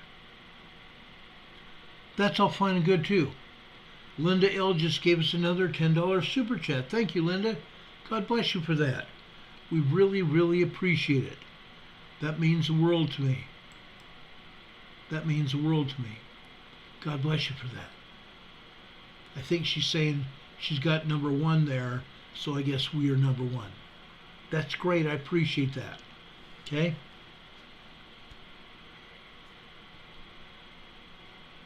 We really appreciate that, guys. God bless you for that. We appreciate all of you who do that. You support us. It means so much to us. Anyway, Little River, guys. Let's go over to Mark Tree, Arkansas. Look at this. Heavy-duty earthquakes here at Mark Tree, Arkansas again. Every day it's like this. Every day it's like this. Okay? Over on the right-hand side at the top. For the most part, this particular earthquake, and this is after the 215 line, this is on the 215 line, but over here, it's about 2:25 a.m. this morning. And all of a sudden, we're starting off with a 2.9 earthquake. It starts off with tremors, and then builds into a 2.9 earthquake, and that increases into 3.0 status. 3.0 earthquakes. And folks, this particular seismic signal has also been topped off and bottomed off. This may have been as large as a 3.5, I believe. May have been as large as a 3.5. The same thing goes for that black earthquake beneath it. Okay? That's after 3 a.m. this morning. Okay? About 3:09 to 3:12 a.m. this morning. The top and the bottom have been cut off. The people here in Marktree, Arkansas felt this earthquake. 3.5 earthquakes can be felt. Smaller ones, possibly not. We see some other 2.8, 2.9 earthquakes here down below this. Now, on this red line here, this is the 10:15 line here, 10:15 a.m. this morning. People felt this quake as well. This is at least a 3.0, 3.5 magnitude earthquake. The top and the bottom of this seismic signal have also been cut off. Okay? They're hiding information. Heaven forbid that they show us true, concise information. Now, folks, usually Marktree, Arkansas does this all day long. Look what happened this afternoon. The big earthquakes did not continue. This is relatively shallow information. Not deep, but I'm talking minor earthquakes. Minor earthquakes and tremors here. Okay? This was a true surprise for me when I pulled this seismic information. Marktree, Arkansas usually continues heavy even in the afternoon. Okay? Now, east of that is a town called Needham, Arkansas. Look at this. Nothing but tremors here. Nothing but tremors. Minor tremors. It doesn't continue though. We have tremors and then we have microquakes. Then we have more tremors and more microquakes. Okay? Needham, Arkansas is east of Marktree. Okay? East of the fault, the further west, actually this is west, I'm sorry. This is west of Marktree. West of Marktree. The further west and east you go away from the fault, the lesser size earthquakes and tremors you're going to see. Usually. Okay? Let's go south to Truman, Arkansas. Look what happened here at Truman. Okay? We got some earthquakes similar in size, but they didn't occur like they did at Marktree. Okay? Similar in size on that blue line there. That, folks, is at least a 3.0, 3.5 earthquake. The top and the bottom have been cut off there. You can see that. The lesser signals have not. The lesser signals have not been cut off. But the major part of the earthquake have been. Okay? And this earthquake that happened here, folks, this is just prior to 12:45 this morning. Okay? This probably happened at 12:40 a.m. this morning. 12:40, 12:41 a.m. this morning. That's when it started. Folks, this earthquake continued continued for another 2 minutes. Then the secondary wave continued for 1, 2, 3, 4 minutes later, just after 4 minutes. Folks, when we have secondary waves that are this long duration is in time, this earthquake probably was a lot larger than what we're even saying it was. Meaning the agency turned down the seismogram, and they probably also chopped off more of the earthquake than they should have. I am already saying that anyway. This may have been as much as a 3.5, maybe even larger earthquake here at Truman, Arkansas. But that's not all, folks. There's more. Look at these other earthquakes here today. Now, these other earthquakes here on this morning's seismogram here, I don't think they've cut off the others here. This is still a lot of tremors and earthquakes here at Truman, Arkansas. Let's look at Truman this afternoon. Look what happened here. Okay? All we had here was tremors, just like Mark Tree today. Just like Mark Tree. It never ceases to surprise me when the seismic energy dissipates as much as it does. When you think that it might take off, it doesn't. Okay? South of Truman is Tyronza, Arkansas. Look at this. This is where you get the full graphic of earthquakes. There's a bunch of them. Usually we see this many earthquakes over in Imperial Valley, California. This is a lot of earthquakes at Tyronza, Arkansas. Probably close to 50 plus earthquakes here. And these are 2.2 to 3.0 earthquakes. On this red line in the middle, see that vertical line? I believe that might be as much as a 3.0 earthquake. And then further down here in the center is another 3.0. Okay? 3.0 is small earthquakes.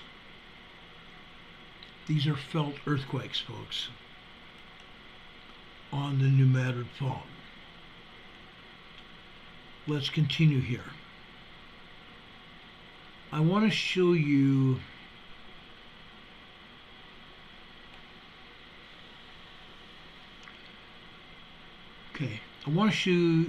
first off, I want to show you Illinois.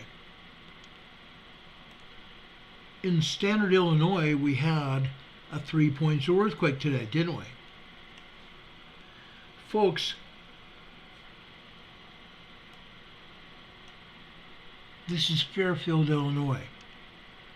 No, it's not showing the 3.0, but it's showing you just as much activity as the one did down in Tyronza, Arkansas. Folks, Fairfield, Illinois had its share of earthquakes, although they were not felt. These are just minor tremors. This is just minor tremor activity. Fairfield had a lot of seismic activity. You can see it. Okay? Let me continue to show you what happened this afternoon. This is Fairfield, Illinois this afternoon. The seismic activity did not let up. It continued. It continued all afternoon. It's probably ongoing even now. Okay.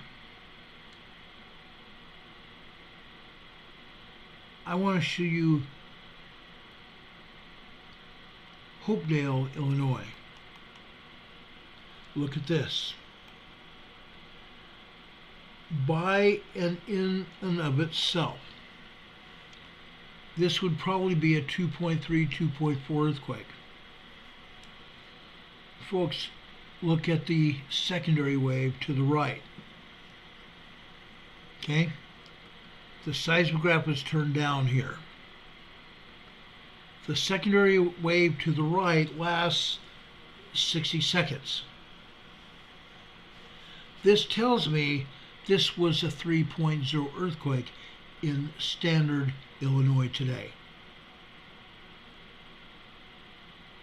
This earthquake here in Hopedale, Illinois shows a 3.0 earthquake in Standard, Illinois today. Okay? They turned down the seismogram, but it still shows a body wave. The body wave is very important in determining the size of the earthquake. They can turn the seismograph down, but they cannot eliminate the body wave if they tend to show anything. Okay? So maybe you learned something here. Okay? That's why I take the time and explain body waves. I explain secondary waves here. That was a secondary wave. The body wave continued out there for some time. Okay? Then we go down to Pawnee, Illinois. Pawnee, Illinois is showing the quake, but it's a distance from Standard. It's a distance from Standard, Illinois. It's still showing the quake there. Okay? Stronghurst, Illinois is our next stop. Look at this. Folks, we're still showing the quake. We're still showing the quake. But in addition to that quake, we have two more. Two more. Stronghurst, Illinois, guys. Over on the left-hand side on the blue line. Okay? It's this morning. This is after 6:30, I believe 6:30 in the morning. No, this is after 8:30 in the morning. Okay? This is 8:33 this morning. Okay? This is another 2.8, 2.9 earthquake. Prior to that, on the red line here, I believe that's another 3.0 earthquake that's not reported by the agency. A 3.0 earthquake not reported by the agency. Okay? Any questions about this one?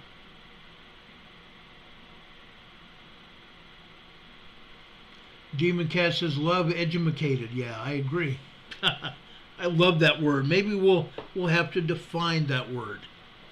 Really define it. Cowboy Roy Rogers is here, and maybe if I'm able to contact him tomorrow, I want to bring Cowboy Roy Rogers on this air to talk about some very important information. Okay? Cowboy Roy Rogers, let's get together probably late tomorrow morning and talk.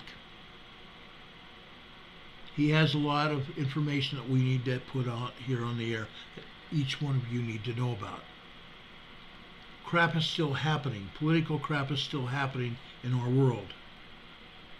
And it's getting to be dangerous. Very dangerous. Okay. I've shown you Illinois. I've shown you Arkansas. I've shown you everything but Indiana. Let's go over to Lafayette, Indiana. Look at this. Lafayette, Indiana is also showing the 3.0 earthquake in Standard, Illinois. Isn't that interesting? It's showing less of it, but it's still showing the earthquake. Okay? I wanted to show you that. Okay? It's cool. Let's go over to New Harmony, Indiana. New Harmony, Indiana is also in the fault, the northern part of the fault. Look what we're seeing here. Constant and consistent tremor activity here in New Harmony. This is typically what we're seeing here in New Harmony. Constant, it doesn't stop. We don't have any real earthquakes, meaning 2.0 or larger earthquakes. These are all tremors here in New Harmony, Indiana. Let's show you what happened this afternoon. Look at this, guys. This is just a bit different. Over here on the right top, on the red line, okay? Over here would be 12:24 p.m. this afternoon. Look at these red lines here. These red lines show 2.0, 2.2 earthquakes. They go off the paper. They go off the paper. It appears to me that we have at least 3 2.0, 2.2 magnitude earthquakes that have gone off the paper here on the right side. But that's not all, folks. There's more. Look in the center of the seismogram here after 1 p.m. After 1:15. Look at the red lines here. They're just as tall, if not taller. 2.0 earthquakes, guys. 2.0, 2.2 earthquakes here. Okay? This is important. Okay? New Harmony, Indiana, guys. It's just not tremors. We've now gotten earthquakes in New Harmony, Indiana. Okay.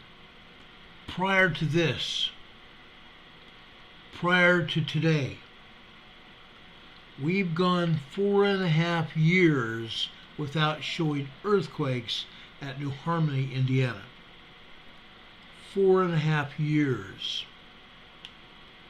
Now we're seeing 2.0 earthquakes on the northern part of the New Madrid earthquake fault.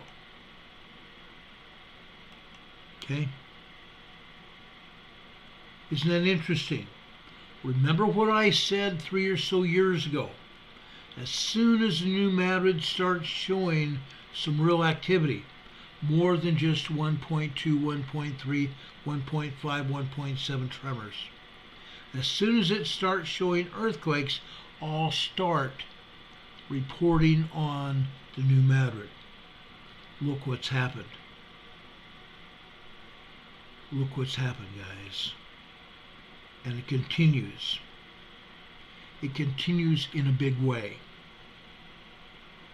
Illinois, Indiana, Ohio. Okay? It's continuing. Let's jump down to Missouri. There's a lot to be said about Missouri. Let's start here at Barker Cemetery. Barker Cemetery in Barker, Missouri. Okay? Look what we're seeing. We're seeing a bunch of tremors for the most part. Yes, there's a slight possibility that they could be 2.0 earthquakes. But looks like nothing more than 1.7, 1.8 tremors at the most part. Barker Cemetery this morning. Let's look at Barker Cemetery this afternoon.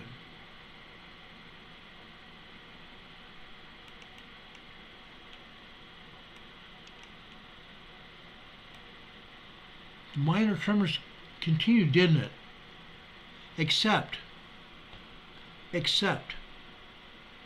There's 2 or 3 exceptions here. Okay?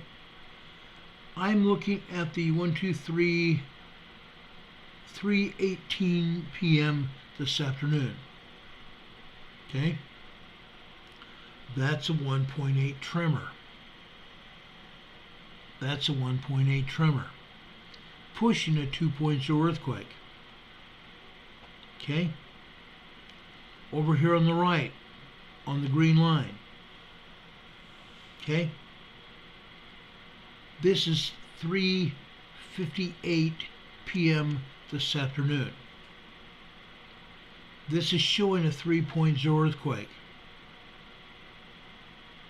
3.0 earthquake at Barker Cemetery. Folks, I think this is the first 3.0 earthquake we've had at Barker. Okay? Barker Cemetery in Missouri. Okay? The rest of these appear to be tremors. Tremors. Good sized tremors, but tremors. Okay? Missouri, guys. Missouri. There's a lot more than that.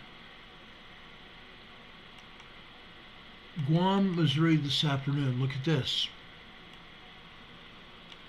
Guam, Missouri has shown tremors before.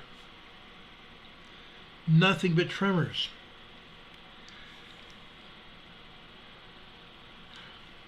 Folks, this is big time tremors here.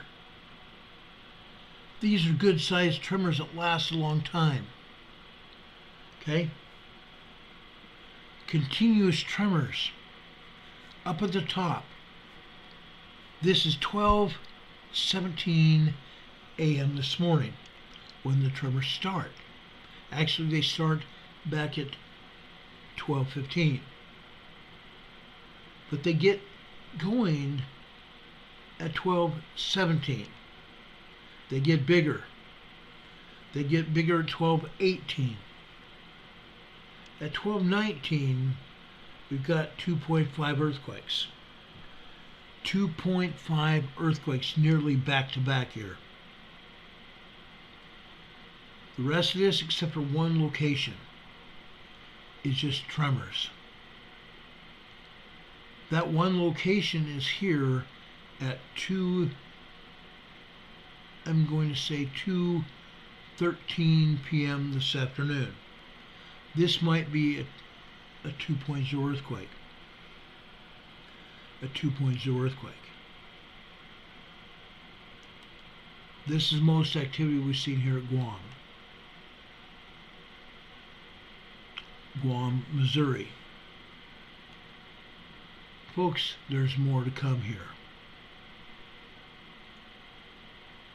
Let's go over to Portageville, Missouri. Look at Portageville.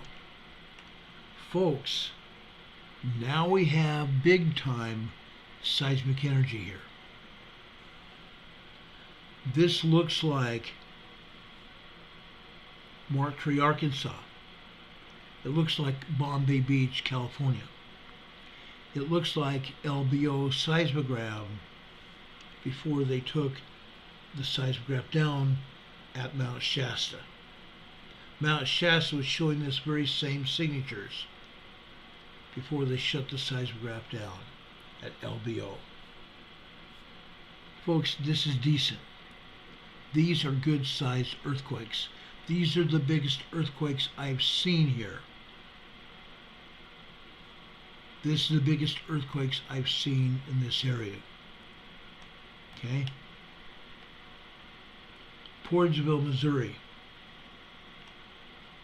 Look at these 3.0 earthquakes. Yes, they've cut the bottoms and the tops off here. On the red one below that, and on the green one below that. Cut the bottoms and the tops off, not allowing us to see the true strength of these quakes. 3.0, 3.5 earthquakes, guys. Possibly even larger. Okay? earthquake activity on the New Madrid Fault is kicked up. It's kicked up to a new high. Okay, I've never seen anything like this before. I've never seen anything like this before. The New Madrid Fault is kicking up. Okay? Scientists have been talking about the New Madrid Fault, guys.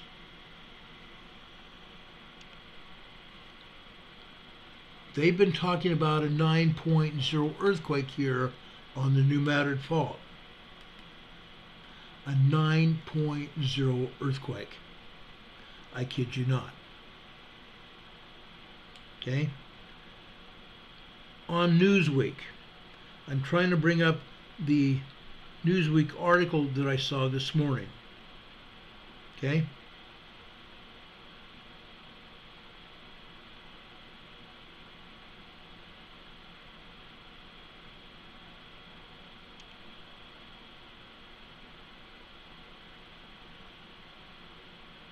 If I can find it here, I want to read you that article because it's very important. If you know what I've been talking about, okay? We have seen a lot of seismic energy. And the energy has done nothing but build up on the New Madrid Fault.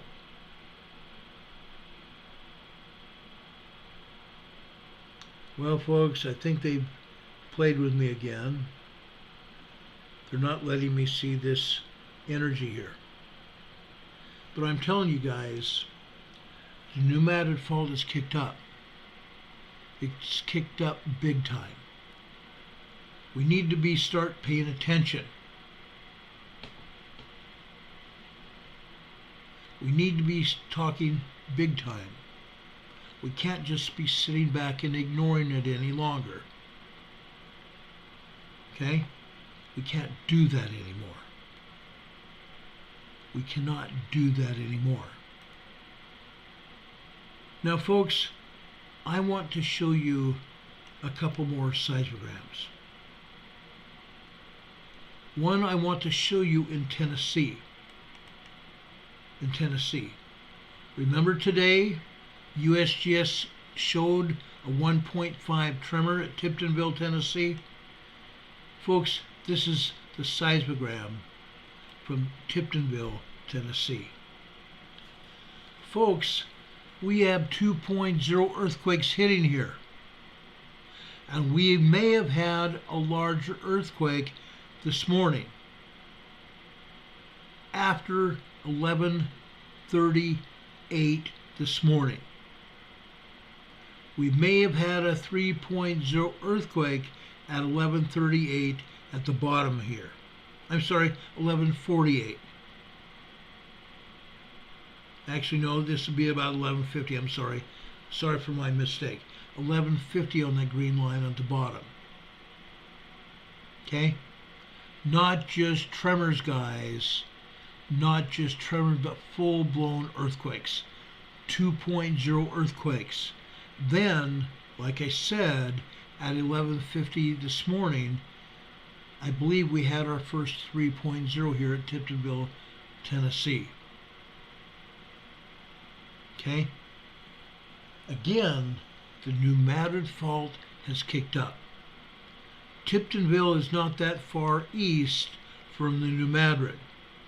I believe we're still seeing seismic activity from the New Madrid Fault here in Tiptonville, Tennessee.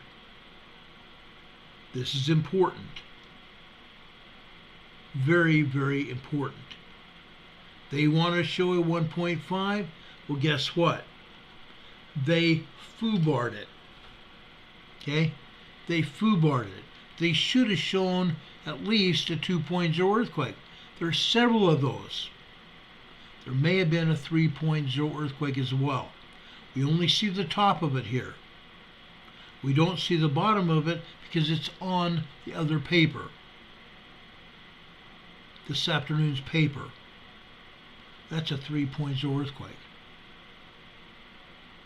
Okay? It's moving. It's moving, guys. It's rocking and rolling. Scientists reported to Newsweek magazine that the 1811-1812 earthquake was at least an 8.0, 9.0 earthquake, which means that the coming New Madrid earthquake is going to be at least an 8.0, and I believed it was an 8.0 in 1811, 1812. Now we're looking at 8.0 to 9.0 activity. This is major activity as the Cascadia. This is major activity like the Cascadia megathrust earthquake. But in this case, there's not going to be a tsunami. This is on land. Okay? Is everybody paying attention to what I'm saying? I'm being serious here. I'm being very serious. People's lives are in danger here. People's lives are in question here. Remember me telling you that the Atlantic fault is pushing the North American fault in a southwesterly direction? There's more information than that. Let me go over here to Roper, North Carolina this morning. Look here, guys. This is the biggest earthquake data that we have here in North Carolina. I've never seen this before. We've seen tremors here. We've seen 2.2, 2.5 earthquakes. But this data here in North Carolina suggests 3.5 or larger earthquakes here. Look at this. Microquakes most of the morning.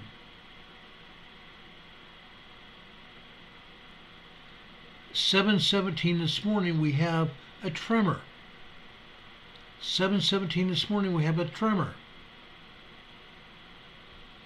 2 hours later we have full-blown 3.0, 3.5 activity. These seismic signals have been cut off, just like the others at Mark Tree and the Imperial Valley. Okay? Cut off.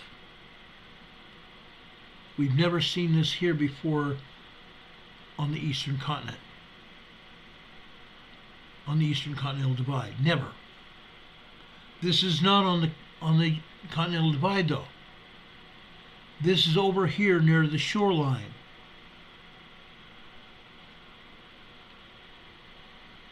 .0, 3.5, 3.8 are considered to be small earthquakes.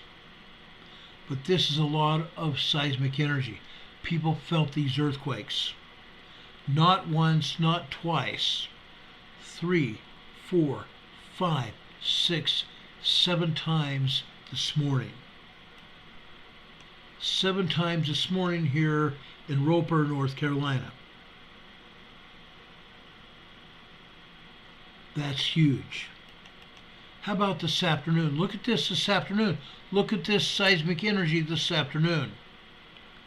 This is double what happened this afternoon.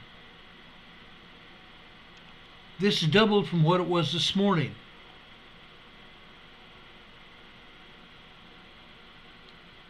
Folks, this is big time. This is big time seismic energy here on the east coast of North America. I've never seen this happen before here on the east coast. Yes, a year before I arrived here, 3 years ago. 3 years ago this past August, we had a 5.0 earthquake in Strata, North Carolina, on the Continental Divide. This is near the shoreline. Roper, North Carolina is on the shoreline. This is important. This is very important. We're going to be watching the Eastern Continental Divide very heavily now. This means we're going to see more earthquakes on the Continental Divide, up and down the Continental Divide, and more earthquakes eastbound from the East Coast. That's what we're talking about here. This is big time information. I'm going to forward this to some powers where we will get some answers. Okay? This is the most information we've ever had about the Continental Divide. Okay? We have never seen this here on our program. It hasn't happened until now. It may not happen again, but then again it might, and it probably will. I want everybody to understand this, okay? I understand that there are people all the way down in Florida. You too are going to feel earthquakes, and some of you may already have felt those. We have earthquakes here in Georgia. We have earthquakes in South Carolina. I didn't show those because those are less important. Those are just tremors. But here in North Carolina, we had full-blown earthquakes here today. Full-blown, full-purpose earthquakes here today. Okay? Melinda says that November 17, 2021, there was a 5.1 downgraded to a 4 point something northwest of Poplar Bluff. Doesn't surprise me. Okay? Melinda says nothing should surprise anybody, and I agree. Nothing should surprise anyone here. I'm telling you guys, this is important. This is very, very important. Okay? I hope everybody's paying attention. This is huge. This is huge. Now, folks, it's getting late. It's after 9:20 p.m. Eastern Time. I've got a couple more things I want to show you, but they have nothing to do with earthquakes. Folks, if you like what you've heard tonight, please give us a thumbs up, a like, okay? Check your subscriptions because YouTube keeps unsubscribing people. For the first time, we've got 1,840 plus subscribers. 1,840 plus subscribers on this particular channel. The other channel had 25,000 before it got taken down. We're just starting again. It's going to blossom like a rose again. I believe this time it'll go more rapidly once it hits a certain point. Please share this information with everybody that you know. Your family, your extended family, friends, relatives, neighbors, your social media contacts, and the people you work with.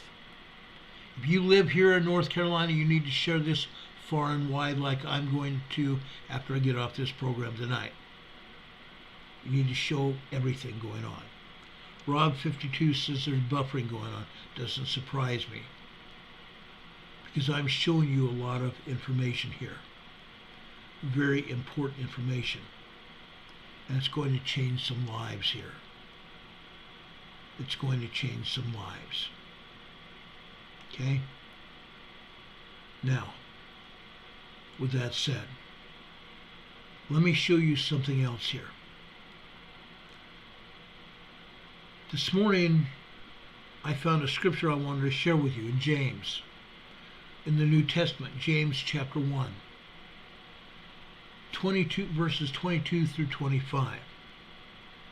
This is important. Okay?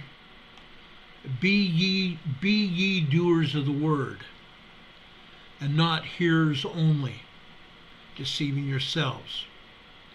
For if any be a bearer of the word, a hearer of the word, and not a doer, he is like unto a man beholding his natural face in a glass, like a mirror. For he that beholdeth himself, and goeth his way, and straightway forgetteth what manner of man he was. But whoso looketh into the perfect law of liberty, and continueth therein, he be not a forgetful hearer, but a doer of the work, this man shall be blessed in his deed. Be ye doers of the work. Okay? That's important. Folks, that's not all. That's not all.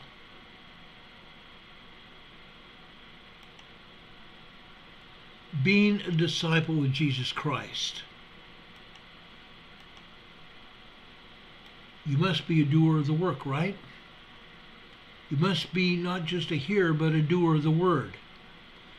Being a disciple of Jesus Christ involves more than just hoping or believing. It calls for effort, movement, and commitment. It requires that we do something, being doers of the word and not hearers only. But if you want to know anything, you will have to do something. Isn't that true with everything? Anything we want to learn or know, we must get into it.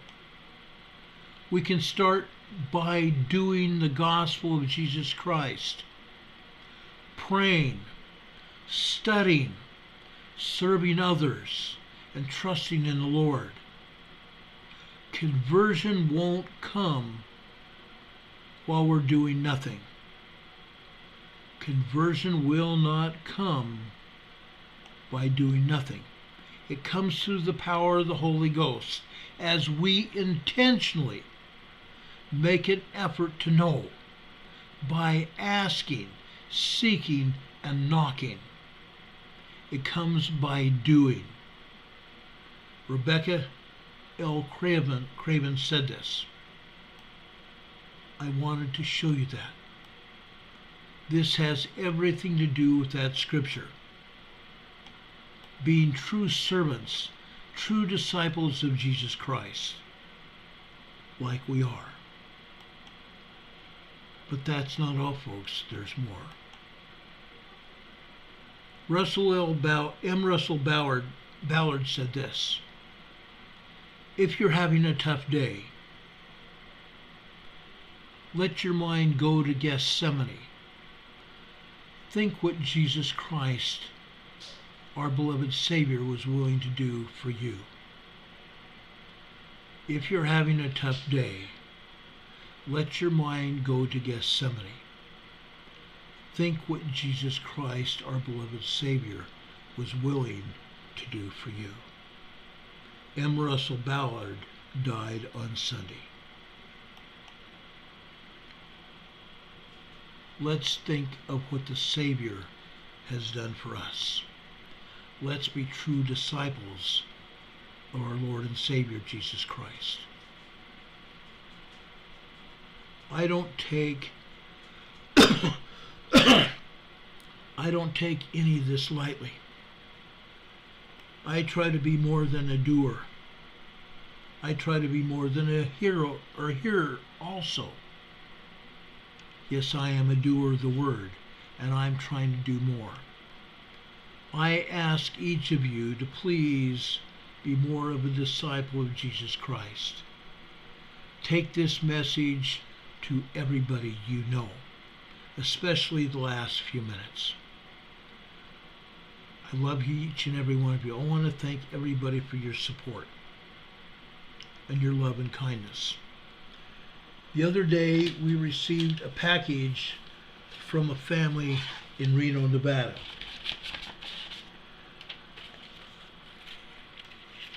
They sent us a pair of beige taupe slippers.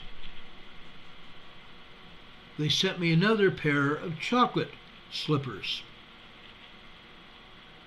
They sent me a twin-sized bed styrofoam piece to help with my back. They also sent me an HO battery-powered train set to go around my Christmas tree this year. I really appreciate that. I just want them to know that. Okay? I want them to know that. I love and appreciate each and every one of you. If you want to also support this program, you can do so by going over to PayPal. Right directly beneath this program today, in the top part of the program description, you're going to find 2 PayPal addresses and also a Venmo address. You can also support this program. Also up here in our banner here, you can see our P.O. box. We're not getting much mail there. The last letter I got was 2.5 weeks ago. P.O. Box 422, Valdese, North Carolina. Zip code 28690. I really appreciate that as well. I love your cards and letters. You can also put some support inside your letter and or your card. We'd appreciate that as well. That happens quite frequently. We appreciate that as well. We love you very much. May God be with you this day and always. May God bless you and keep you. May God be with you until we meet again. We will see you on the other side. See you tomorrow unless anything else happens here tonight. Then we'll be back on the air as soon as the information becomes available. Until then, we'll see you tomorrow night. Good night, everybody. I love you very much. See you soon.